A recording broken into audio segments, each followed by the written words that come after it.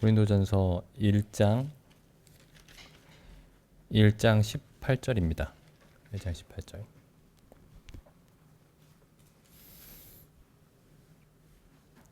십자가의 도가 멸망하는 자들에게는 미련한 것이요 구원을 얻는 우리에게는 하나님의 능력이라. 2장 1절입니다. 형제들아 내가 너희에게 나아가 하나님의 증거를 전할 때에 말과 지혜의 아름다운 것으로 아니하였나니 내가 너희 중에서 예수 그리스도와 그의 십자가에 못 박히신 것 외에는 아무것도 알지 아니하기로 작정하였습니다. 이제 이 복음이 십자가의 도죠. 다른 말로 하면은 십자가의 도입니다. 복음이 십자가의 도. 그래서 이제 우리나라에 꽤 이제 기독교 인구가 많은 편인데 5명 중 1명이라고 그래요. 5명 중 1명. 그러니까 한 1000만 명 정도죠. 그리고 교회들마다 십자가가 걸려 있습니다. 우리는 뭐 안 걸려 있는데. 그리고 이제 그 교회들마다 가서 이제 물어보시면은 다 십자가의 도를 전한다고 합니다. 다 십자가의 도를 전한다고 합니다. 십자가의 사랑을 전한다고 합니다. 그 노래도 굉장히 많이 불러요. 저도 이제 장로교회 오래 다녔었기 때문에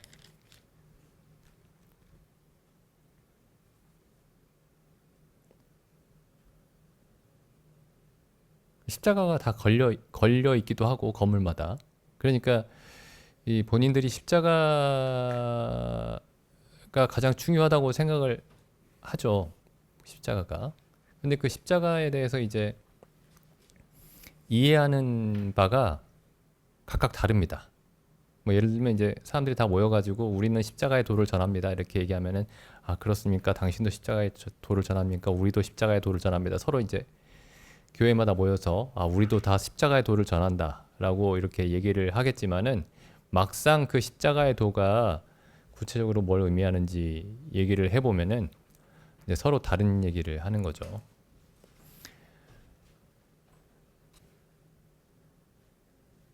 그래서 이제 보통은 십자가의 도가 이제 기독교에서 이제 복음에 대한 지식이 가장 없는 곳에서 이제 십자가의 도를 어떤 식으로 이해하냐면은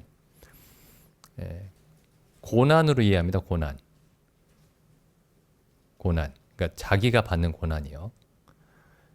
그 세상의 어떤 욕심을 다 버리고 고행과 십자가의 도를 사실상 같은 의미로 생각하죠. 그래서 옛날에 그 수도사들, 그 기독교 초기에 수도사들 혹은 수도원에 들어갔던 사람들이 우리는 세상의 쾌락을 쫓지 않고 세상의 욕심을 다 버리고 세상 사람들이 추구하는 것들 추구하지 않고 뭐 산속에 들어가서 이렇게 산다. 그게 이제 십자가를 지는 삶이라고 생각을 했습니다. 그것도 일종의 십자가에 대한 어떤 이해죠. 본인들이 십자가를 그렇게 이해를 하고 그렇게 이제 실행을 한 겁니다. 실천을 한 거예요.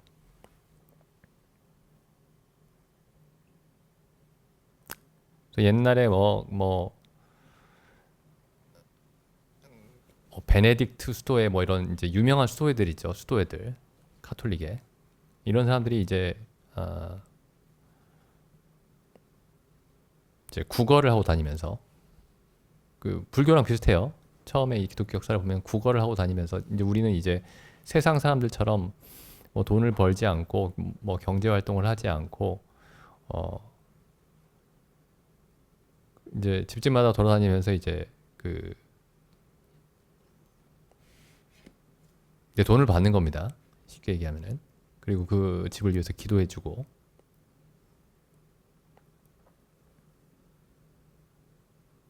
근데 그걸 이제 십자가로 이해를 했습니다. 사람들이.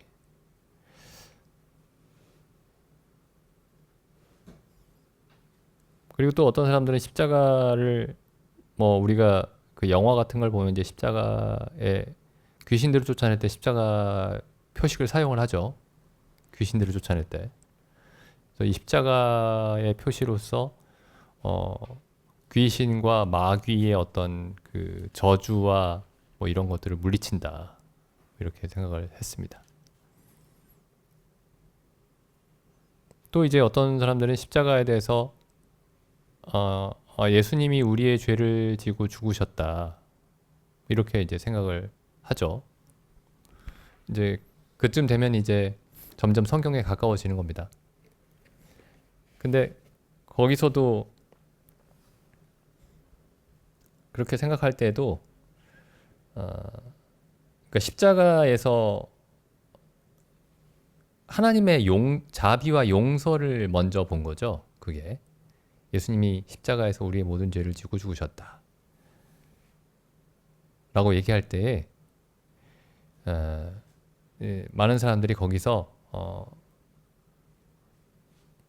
하나님의 자비와 용서를 먼저 봤습니다. 자비와 사랑과 용서. 근데 그 이전에 이제 십자가가 뭘 말하고 있었냐면은 자비와 용서와 사랑을 말씀하시기 전에 하나님의 그 공의의 심판을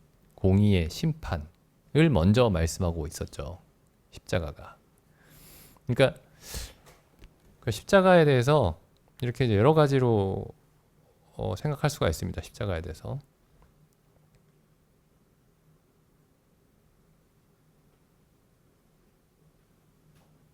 그러니까 이제 우리가 어떤 사람들이 뭐 이제 우리가 사람들을 만날 때 나 예수님 믿습니다라고 할 때 우리는 이제 당장 이렇게 생각을 하잖아요. 이 사람이 예수님을 믿는다라는 게 어떤 의미일까 하고 이제 몇 가지를 물어보죠. 근데 마찬가지로 뭐 십자가의 도에 대해서 얘기를 한다거나 아니면 뭐 구원에 대해서 얘기를 한다거나 아니면 성령에 대해서 얘기를 한다거나 뭐 여러 가지 이 성경에 나와 있는 용어들을 사용해서 나는 이걸 믿습니다. 나는 저걸 믿습니다. 이렇게 얘기할 때 사실 그 말만 듣고는 그 사람이 정말 그 성경적인 믿음을 가지고 있는지 확신할 수가 없어요. 성경에 있는 표현을 사용한다고 해서 그 사람이 성경적인 믿음을 가지고 있다는 보장이 안 됩니다. 아무리 성경에 있는 수많은 용어들을 사용할지라도요. 그래서 이제 그 용어들을 이 성경에 있는 용어들을 성경이 의미하는 바대로 이해하고 있는지를 그게 이제 정말 중요한 거죠.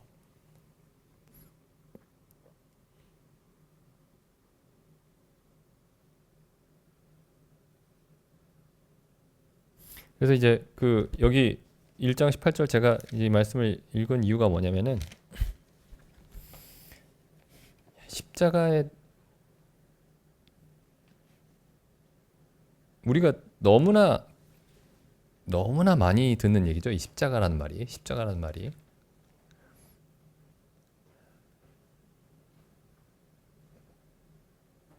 근데 그 뭐 우리말 속담에도 있지만은 등잔 밑이 어둡다고. 등잔 밑이 어둡다. 그러니까 내가 찾는 것이 가장 가까운 곳에 있다라는 거죠. 가장 가까운 곳에.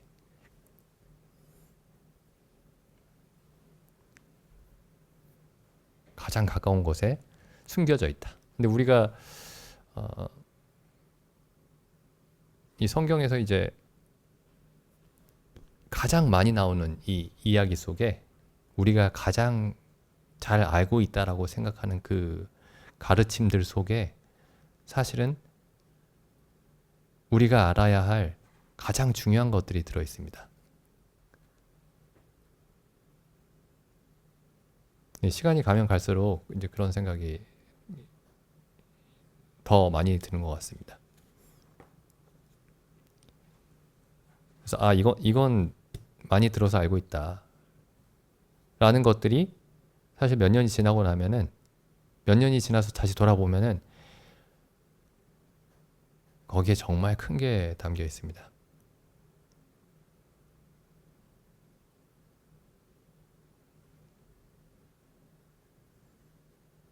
우리가 이제 그 몇 년 전에 그리스하고 헤어졌죠. 그리스하고 헤어졌는데 뭐 여러 가지 이유가 있었지만은 이제 그 그리스에서 이제 하던 얘기가 그리스 그 교회 그 거기 몇몇 형제들끼리 하던 얘기가 뭐냐면은 뭐 언제까지 십자가 얘기를 해야 되냐? 언제까지 십자가 얘기를 해야 되냐? 그 얘기였어요. 그래서 이제 그 얘기를 제가 그 전에 들었습니다. 이 전에 듣기도 하고 이제 막상 그날 얘기도 나오기도 했죠. 그 온라인으로 연결했을 때.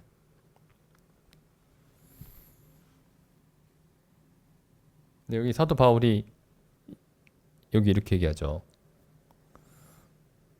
고린도전서 2장 2절에 내가 너희 중에서 예수 그리스도와 그의 십자가에 못 박히신 것 외에는 아무것도 알지 아니하기로 작정하였습니다.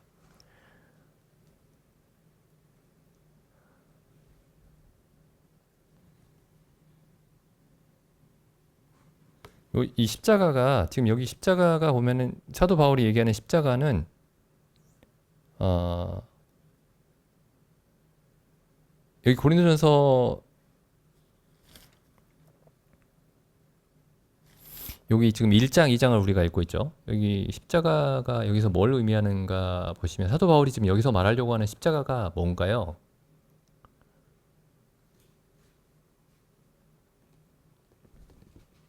그러니까 십자가가 어떤 한 가지 의미만 있는 게 아닙니다.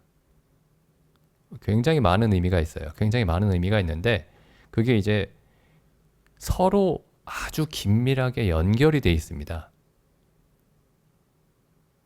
그래서 그 우리가 십자가에 대해서 성경이 가르치는 그 십자가의 의미에 대해서 생각할 때 이 여러 가지 의미들을 다 알고 있어야 되고 이 여러 가지 의미들이 서로 어떻게 연관되어 있는지도 알아야 됩니다. 여기 보시면은 여기 십자가는 뭘까요? 여기서 말하는 사도 바울이 말하는 십자가는 뭘까요?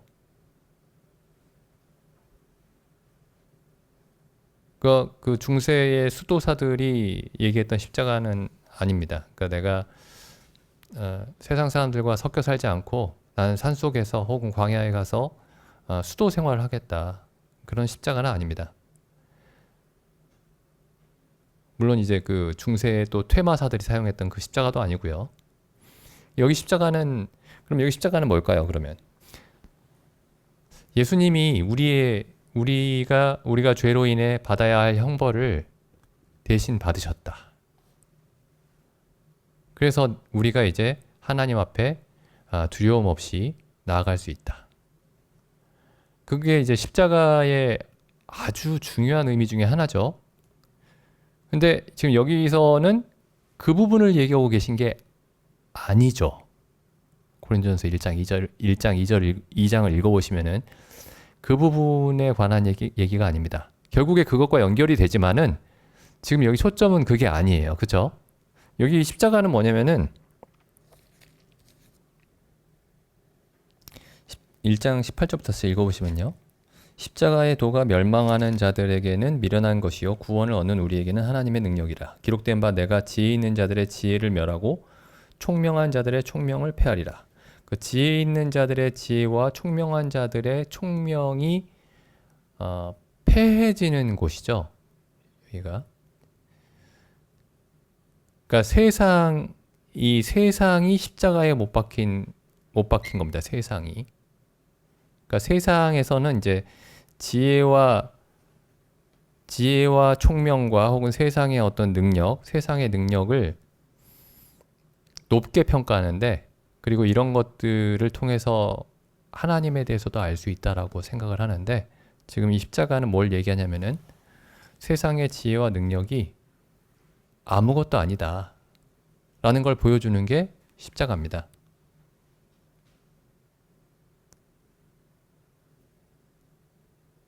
그러니까 아담 안에 속한 사람에 속한 지혜와 능력은 하나님을 전혀 알 수 없다. 하나님을 전혀 알 수 없다. 이게 십자가죠. 이제 그러면 이제 이렇게 생각할 수 있어요.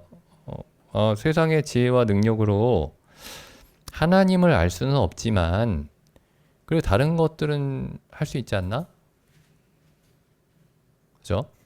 세상의 지혜와 능력으로 하나님은 알 수는 없지만 그래도 다른 많은 것들은 다른 좋은 것들은 할 수 있지 않나? 뭐 이런 생각을 할 수 있습니다.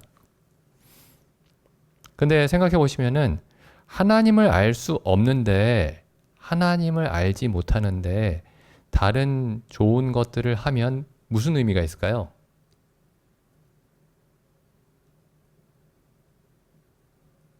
하나님을 알지 못하는데 다른 좋은 것들을 하면 그 좋은 것들이라는 게 좋은 것일까요?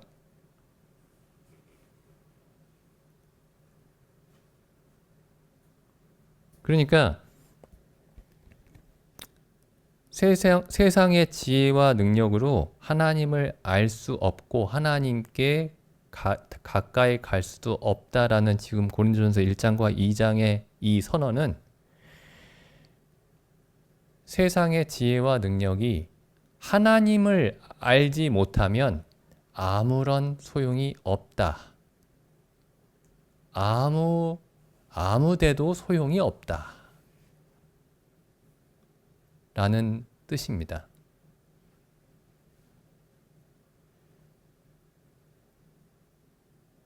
근데 우리가 지금 이제 사람들이 어떤 생각을 하고 있냐면은 우리가 이제 수없이 많이 했던 얘기지만은 우리 삶에 어떤 신앙적인 영역이 있고 신앙 외적인 영역이 있어요. 그렇게 구분이 돼 있습니다. 우리 머릿속에. 그래서 세상의 지혜와 능력이 신앙의 영역에서는 무익하지만 신앙 외적인 영역에서는 쓸모가 있다. 이렇게 생각하는 겁니다.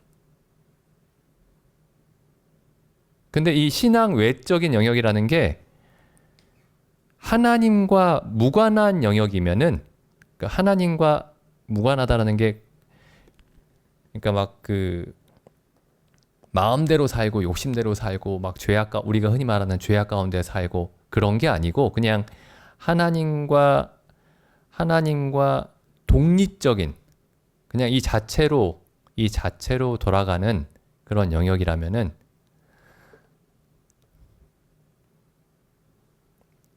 제가 이제 말은 이렇게 했지만은 이런 게 불가능합니다. 신앙이 없으면 신앙 외적인 곳에서라도 좀 바람직하게 살고 좀 상식적으로 살고 이성적으로 살면 좋겠다. 이렇게 생각할 수 있겠지만은 실제로 그런 일은 불가능합니다. 그러니까 우리는 이렇게 생각하죠. 하나님 모르는 사람들도 어떤 면에서 보면은 꽤 이성적이고 꽤 바람직하게 사는 사람들이 있던데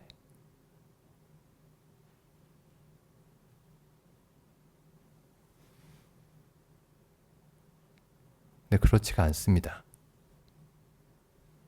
뭐 제 주장이 아니고 지금 우리가 그렇게 생각하는 것 자체가 굉장히 잘못된 거예요.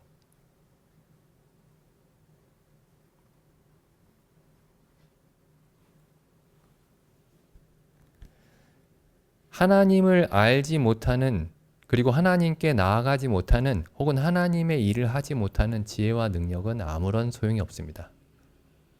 무익할 뿐만 아니라 유익함이 없을 뿐만 아니라 해롭습니다. 성경을 이 고린도전서뿐만 아니라 성경을 읽어보시면은 혹은 신약을 읽어보시면은 사도 바울이 어느 한 곳에서라도 신앙적인 영역과 신앙 외적인 영역을 나누어서 생각한 적이 없습니다.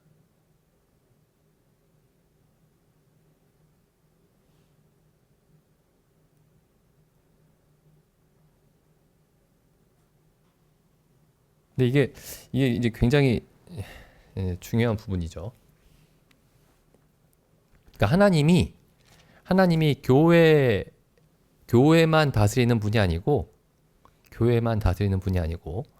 하나님이 우리의 마음과 영혼만 다스리는 분이 아니고 온 세상을 다스리는 분입니다. 온 세상을 다스리는 분입니다. 온 세상을 만드셨고요. 온 세상을 다스리는 분입니다. 세상의 모든 나라의 지도자들을 세우시는 것도 하나님이시고, 몰락하게 하는 분도 하나님이시고, 모든 나라들을 일으켜 세우시는 분도 하나님이시고, 어떤 나라들을 망하게 하시는 분도 하나님이시고,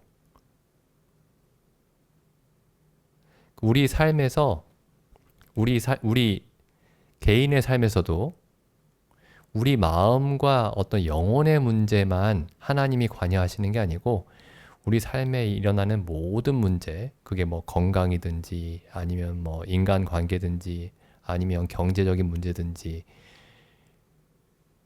모든 문제를 하나님이 다스리고 계십니다. 물론 이걸 다 알고 있는 얘기죠. 모든 기독교인이 다 알고 있는 얘기입니다. 상식적으로. 근데 그 생각을 좀 집요하게 할 필요가 있어요.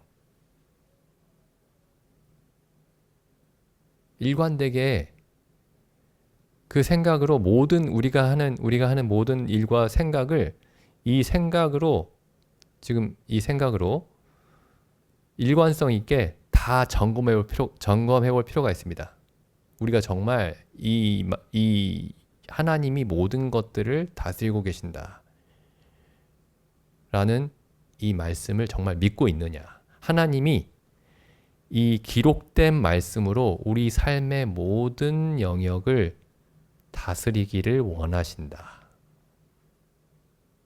라는 이 말을 정말 믿고 있느냐.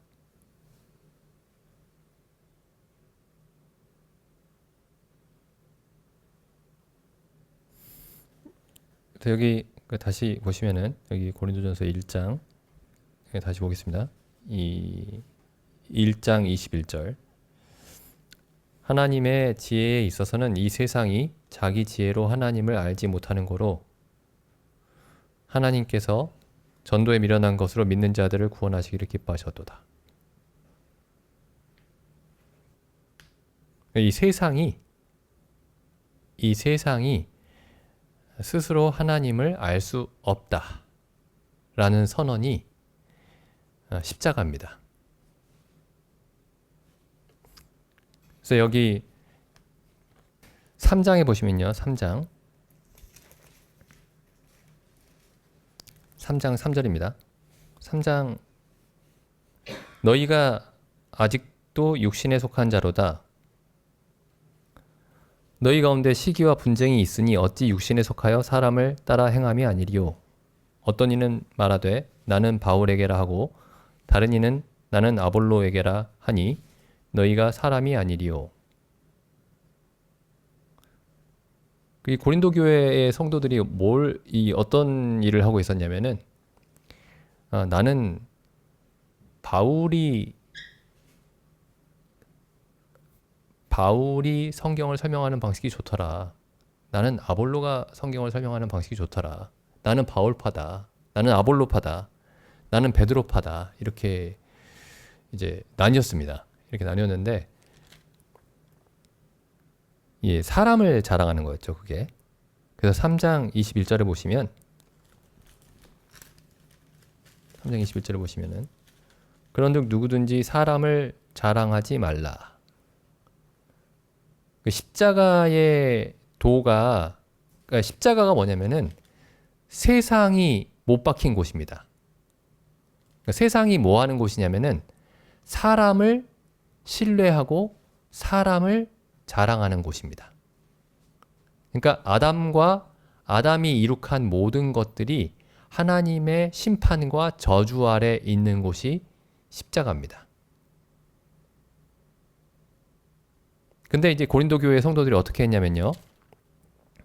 이 십자가의 도를 세상의 지혜로 전하려고 했습니다. 세상의 지혜를 정죄하는 그 십자가의 도를 세상의 지혜로 전하려고 했습니다. 굉장히 이상한 일이 일어나고 모순적인 일이 일어나고 있었던 거예요. 우리가 이렇게 생각할 수 있죠. 십자가의 도를 세상의 지혜로 살아보려고 한다면 이게 모순입니다.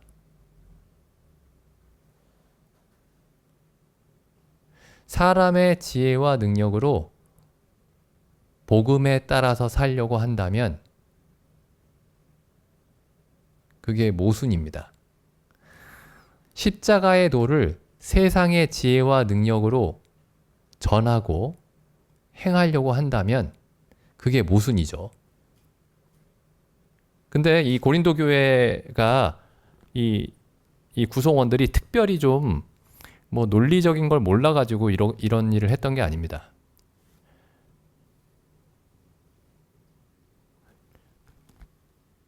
사실 십자가의 도를 이해를 못했던 거예요. 예수님이 십자가에 못 박히셨다. 우리의 주님이 십자가에 못 박히셨고 우리를 위해서 십자가에 못 박히셨고 부활하셨다. 이런 얘기를 계속 하면서도 당연히 했겠죠. 예수님을 믿는다고 모였으니까요. 우리 주 예수님이 십자가에 못 박히셨다. 모여서 다 그 얘기를 하면서도 정작 이 십자가의 도를 전할 때에 세상의 지혜와 능력을 신뢰하고 자랑했던 겁니다.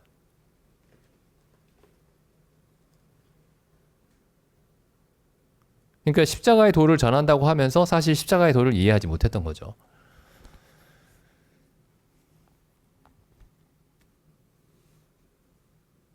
그러니까 지금 우리가 이 십자가의 도에 대해서 예수님이 우리 대신에 하나님의 모든 형벌과 진노를 우리 대신 받으신 곳, 하나님이 우리에게 사랑과 자비를 베푸신 곳, 만약에 그런 쪽으로만 이해하고 있다면은 지금 고린도전서가 이해하기 어렵습니다. 고린도전 후서 그리고 갈라디아서. 여기 로마서에 가보시면요. 5장 6절입니다. 우리가 아직 연약할 때의 기약대로 그리스도께서 경건치 않은 자를 위하여 죽으셨도다. 이 위하여가 대신이라는 뜻이죠. 경건치 않은 자를 대신해서 죽으셨도다. 8절 우리가 아직 죄인 되었을 때에 그리스도께서 우리를 위하여 우리 대신 죽으심으로 하나님께서 우리에게 대한 자기의 사랑을 확증하셨느니라.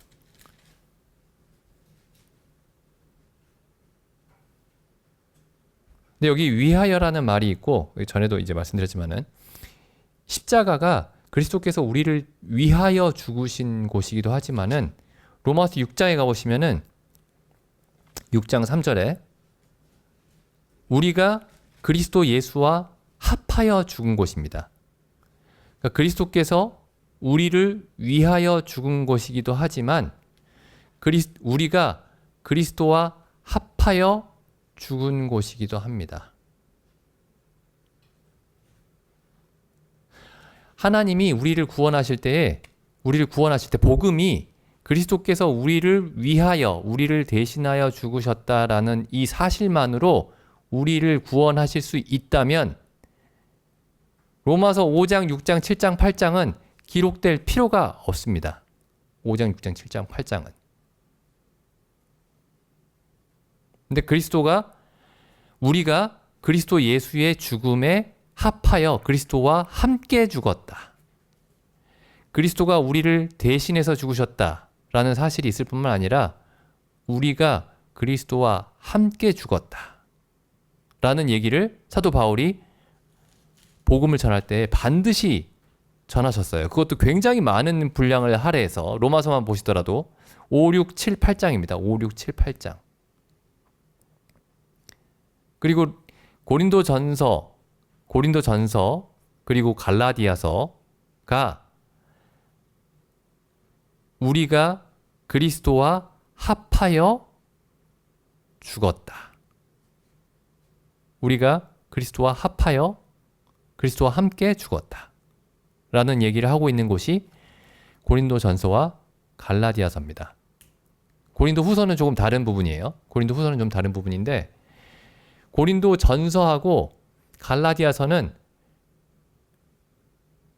우리 옛사람이, 그러니까 혹은 세상이, 혹은 고린도전서 1장에 나와 있는 표현대로 하면은 세상의 지혜와 능력이 십자가에 달려 하나님께 심판을 받았다 라는 게 고린도전서와 갈라디아서의 주제입니다. 근데 이게 굉장히 중요해요. 특히 우리 배경을 봤을 때, 성도님들의 배경을 봤을 때, 저를 포함해가지고. 왜냐면 예수님이 우리 대신해서 죽으셨다. 예수님이 우리 대신에 형벌을 받았다. 이게 뭐 작은 얘기라는 게 아니고 굉장히 큰 얘기죠. 굉장히 큰 얘기인데 이 얘기만 듣고 예수님을 믿었기 때문에, 그러니까 편의상 믿었단 말을 쓰는 겁니다. 편의상. 그러니까 사실 굉장히 이상하게 믿은 거예요. 알고 보면은. 굉장히 중요한 부분을 빼먹고 믿은 겁니다. 지금.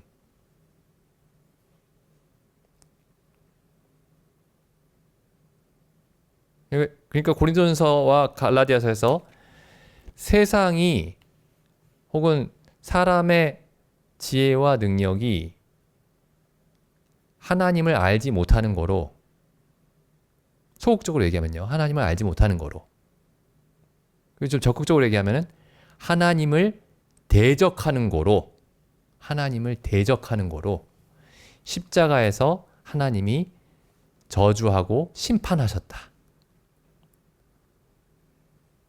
라는 게 고린도전서와 갈라디아서의 얘기입니다.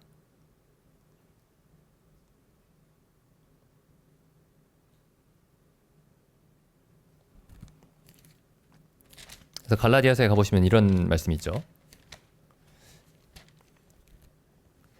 갈라디아서 1장 4절에 보시죠. 구원을 어떻게 설명하고 있냐면은 이렇게 설명합니다. 그리스도께서 하나님 곧 우리 아버지의 뜻을 따라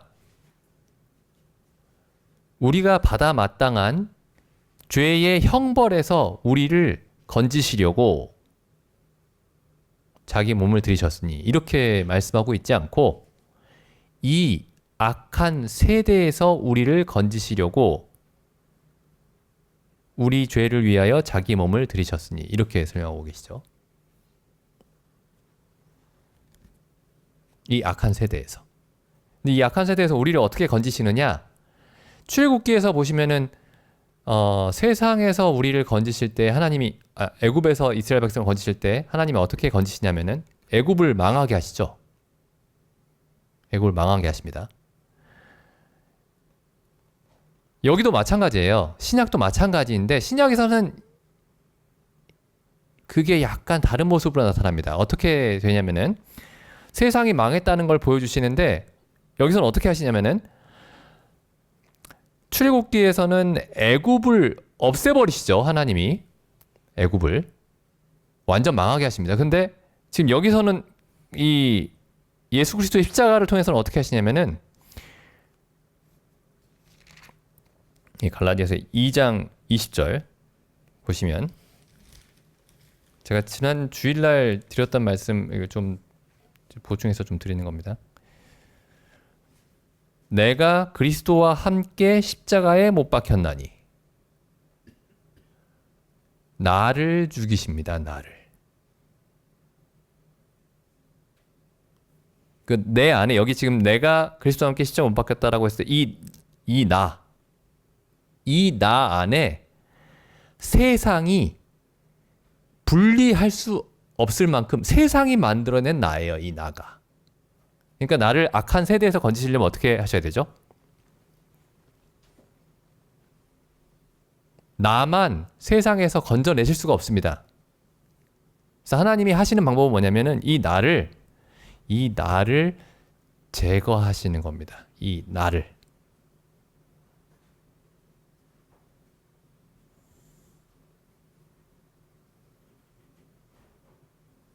그러니까 우리가 이 나는 어떤 나냐면요.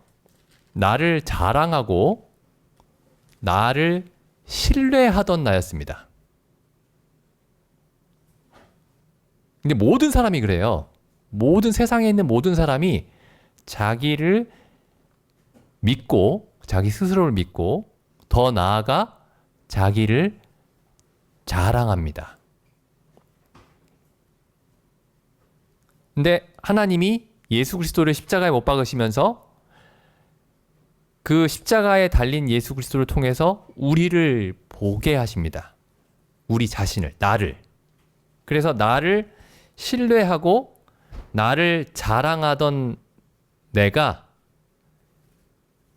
나무에 달려 그리스도와 함께 저주를 받은 나를 보고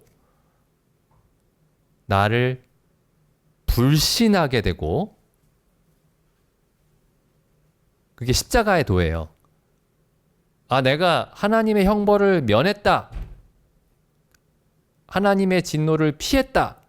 굉장히 큰 얘기인데 그걸로 만약에 끝난다면 굉장히 이게 지금 잘못된 겁니다. 이 사람은 어떤 생각까지 해야 되냐면은 나를 더 이상 믿을 수가 없다.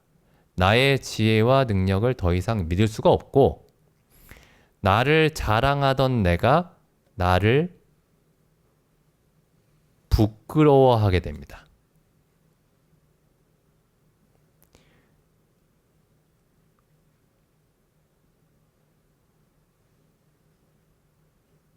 그래서 제가 주일날 이렇게 말씀드렸는데,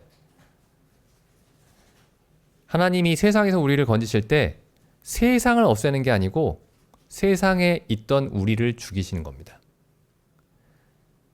하나님이 마귀에게서 우리를 건지실 때 마귀를 없애시는 게 아니고 마귀의 지배 아래 있던 우리를 죽이시는 겁니다. 우리를 율법에서 건지실 때 율법을 지워버리시는 게 아니고 율법으로 말미암아 율법을 향하여 죽게 하시는 겁니다. 그래서 이 성경을 잘 보면은 하나님이 결국 우리를 구원하시는 방법이 뭐냐면은 우리를 지우시는 겁니다. 하나님께는 이 방법밖에 없어요. 예수 그리스도를 십자가에 못 박아서 죽이시고 그 그리스도의 죽음 안에서 우리의 죽음을 보게 하시는 겁니다. 근데 우리는 자꾸만 예수님이 대신 죽었다 그 얘기만 하는 거예요. 예수님이 대신 형벌을 받으셨을 뿐만 아니라 내가 그리스도와 함께 죽었다.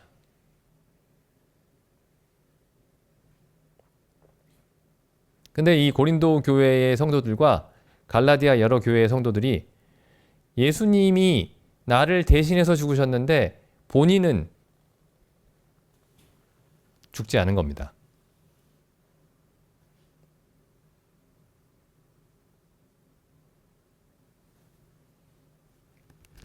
그래서 사도 바울이 이제 이렇게 얘기하죠. 고린도전서 다시 가보시면은 2장, 고린도전서 2장 보시면 2장 1절, 형제들아 내가 너희에게 나아가 하나님의 증거를 전할 때에 말과 지혜의 아름다운 것으로 아니하였나니 내가 너희 중에서 예수 그리스도와 그의 십자가에 못 박히신 것 외에는 아무것도 알지 아니하기로 작정하였습니다. 3절 보시죠.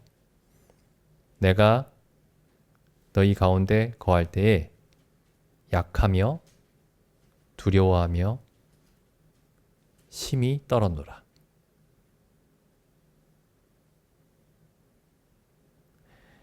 이 로마의 모든 언변과 모든 철학과 학문에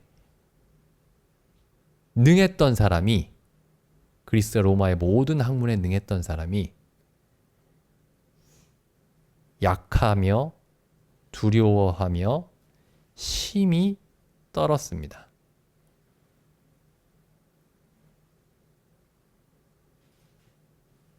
자기를 신뢰하고 자랑할 만한 사람이 있다면은 사도 바울일 텐데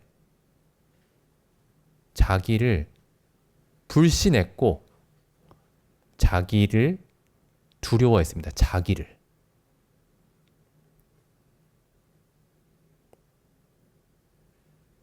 자기의 여기 사절 보시죠. 뭘 두려워했냐면은 자기의 말과 자기의 전도가 세상의 지혜로 이루어질까봐 두려워했습니다.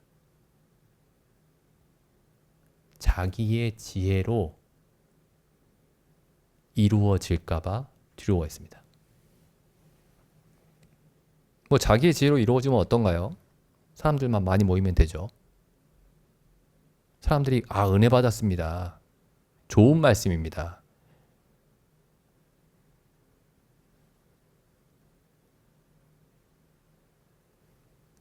그런데 두려워했습니다. 근데 이게 지금 사도 바울은 이 전도에 관한 얘기만 했지만은 우리 모든 성도의 삶이 마찬가지입니다. 우리의 지혜로 우리의 삶이 어떤 결정이 어떤 판단이 우리의 세상에서 살아온 구력으로 이루어질까봐 두려워해야 됩니다.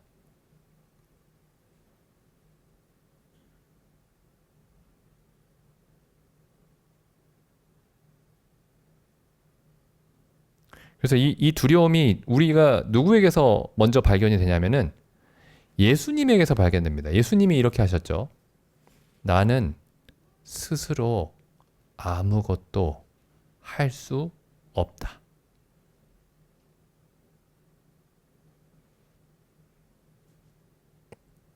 나는 스스로 아무것도 판단할 수 없다.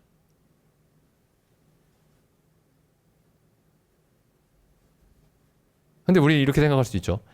그러니까 신앙적인 영역에서 그렇다는 거죠. 예수님께 신앙적인 영역과 신앙 외적인 영역이 따로 있었나요? 예수님의 삶 전체에서 말씀하신 겁니다. 삶 전체에서. 나는 아무것도 스스로 할 수 없노라.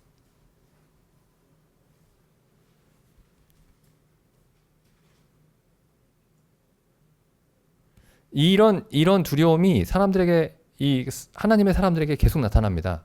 여기 모세를 보시면 하나님이 모세에게 이스라엘 백성을 건져내라 내가 너를 보내겠다 하니까 모세가 뭐라고 했죠?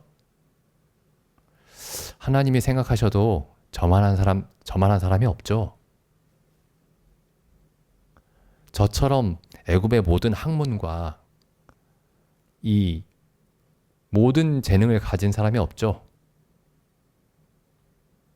제가 게다가 애굽의 왕자로 자라지 않았습니까?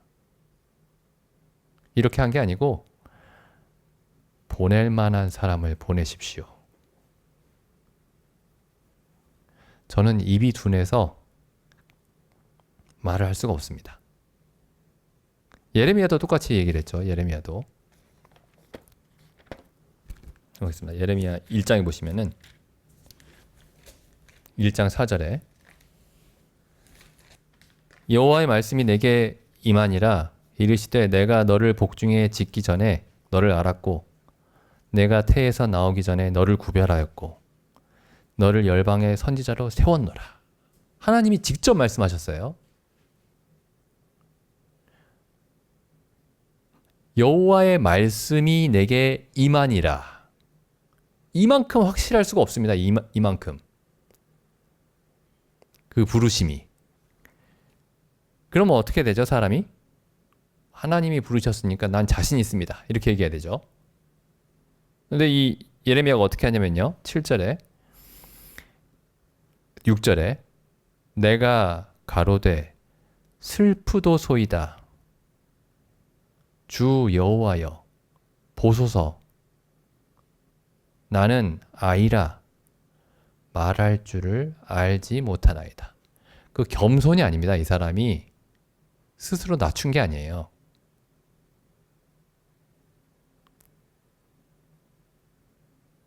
이 예수님도 항상 이렇게 말씀하신 겁니다. 사실상 나는 아무것도 스스로 말할 수 없습니다.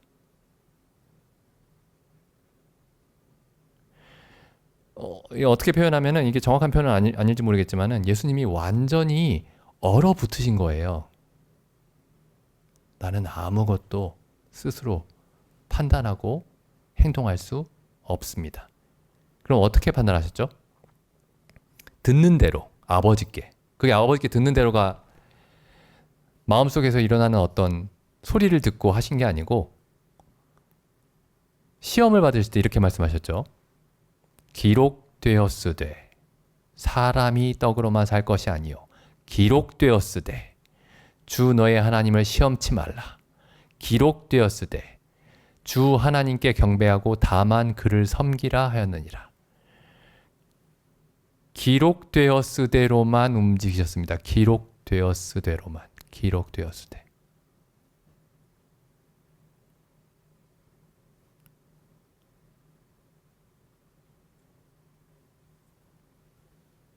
그래서 그러니까 전에는 우리가 우리의 어떤 마음속에 저절로 떠오르는 어떤 판단과 그런 것들을 신뢰하고 쉽게 결정을 했다면은 이제는 약하고 두려워하고 심히 떨어야 됩니다. 예수님도 그러셨거든요. 예수님도. 이 베드로도 그렇고 이제 제자들도 그랬지만은 처음에 예수님과 3년 반 동안 행할 때에는 예수님의 좌편과 우편에 나 아니면 누가 앉겠냐 뭐 이렇게 얘기를 했었죠. 서로 다투기도 하고. 근데 보시죠. 예수님을 다 배반했습니다. 그리고 예수님을 떠났죠. 배반하고 떠났는데 예수님이 부활하셨습니다.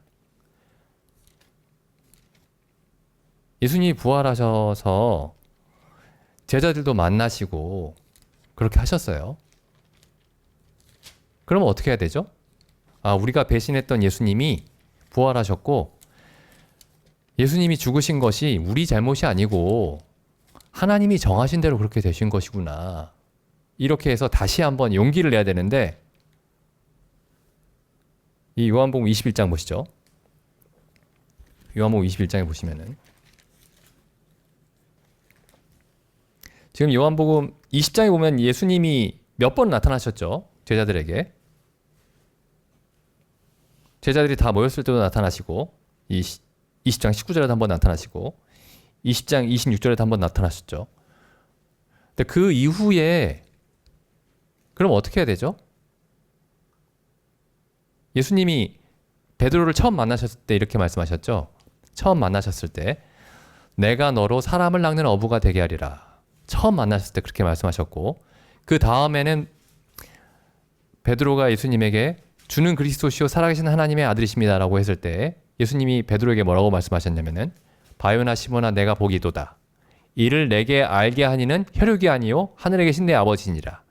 내가 이 반석 위에 교회를 세우리니 음부의 권세가 이기지 못하리라. 이렇게 말씀하셨죠. 베드로에게. 그러고 나서 여기 부활하신 예수님이 적어도 2번 나타나셨습니다. 그럼 베드로는 어떻게 해야 되죠? 예수님이 처음에 나에게 사람을 낚는 어부가 될 거라고 하셨어. 그 다음에 2번째에 이 반석 위에 교회를 세우실 거라고 말씀하셨어. 그럼 어떻게 해야 되죠? 나는 사람을 낚는 어부가 될 거야. 이렇게 얘기해야 되겠죠. 근데 베드로가 어떻게 얘기하나 보시죠. 요한복음 21장 3절 시몬 베드로가 나는 물고기 잡으러 가겠다.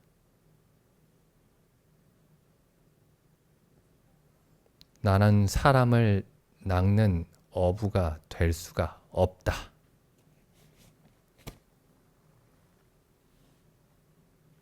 나는 물고기 잡는 사람으로 돌아가야 되겠다. 분명히 예수님이 부활하셔서 나타나셔가지고 엄청난 걸 보여주셨는데 베드로가 어떻게 돌아가냐면요. 나는 물고기 잡으러 가노라. 다른 제자들이 어떻게 얘기하죠? 너는 3번이나 부인했으니까 물고기 잡으러 가라. 나는 사람을 낚는 어부가 되겠다. 이렇게 한 게 아니고 우리도 물고기 잡으러 가야 되겠다.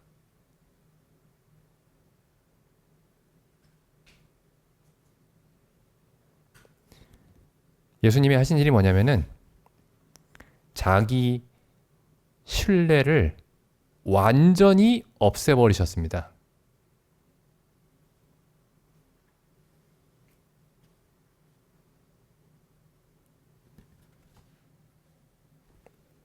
그래서 이 베드로가 평생 마음에 이 마음이 있었을 거예요. 나는 물고기 잡으러 가노라. 나는 아이라 말할 줄을 알지 못합니다. 저는 물고기 잡는 사람입니다. 내가 성령을 받았고 오순절에 성령이 임했으니까 나는 더 이상 물고기 잡을 사람이 아니고 나는 영광스러운 하나님의 말씀을 전할 수 있는 사람이다. 그렇게 된 게 아니고 나는 물고기 잡으러 가노라.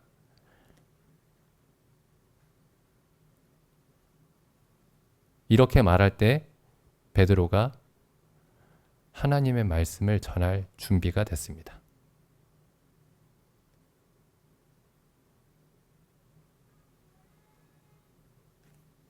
우리에게 일어난 일이 이런 일인가? 우리 마음속에 우리의 마음속에 약하고 두려워하고 심히 떠는 그 두려움이 생겼는가? 돌아봤으면 좋겠습니다. 기도드리고 마치겠습니다.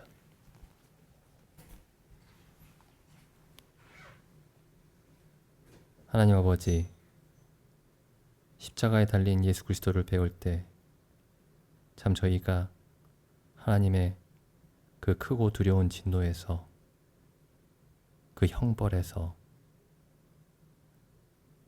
저희가 놓여놨음을 보게 하심에 감사드립니다. 또한 저희가 저희 옛사람이 세상에 속해 있던 저희가 정말 하나님 앞에 얼마나 저주와 진노의 대상이었는지 세상의 모든 신뢰와 자기 자랑과 세상의 지혜와 능력을 의지하던 삶이 얼마나 하나님의 저주 아래에 있었는지 저희로 보게 하심에 감사드립니다. 저희로 그리스도와 같이 아무것도 스스로 할 수 없노라고 항상 고백하게 하여 주옵시고 항상 성경에 기록되었으되라고 항상 말하게 하여 주옵시고 사도 바울과 같이 항상 약하고 두려워하고 심히 떨게 하여 주옵시고 성경에 나오는 수많은 하나님의 사람들과 같이 자기를 불신하고 오직 기록된 말씀과 주의 성령의 인도하심만을 신뢰하면서 걷는 삶에 대해 저희에게 날마다 분명하게 가르쳐 주옵소서. 이 모든 말씀을 우리 주 예수님의 이름으로 기도드립니다. 아멘.